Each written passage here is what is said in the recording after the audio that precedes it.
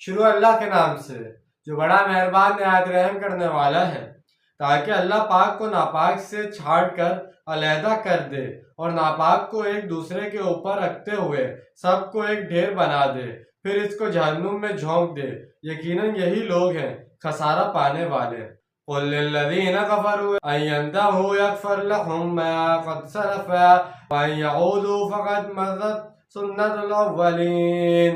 اے محمد صلی اللہ علیہ وسلم، آپ اعلان کر دیجئے ان کافروں کے سامنے کہ اگر وہ اب بھی باز آ جائیں تو جو کچھ پہلے ہو چکا ہے وہ ان کے لیے معاف کر دیا جائے گا، اور اگر وہ دوبارہ یہی کچھ کریں گے تو پچھلوں کے حق میں سنت اللہ گزر چکی ہے۔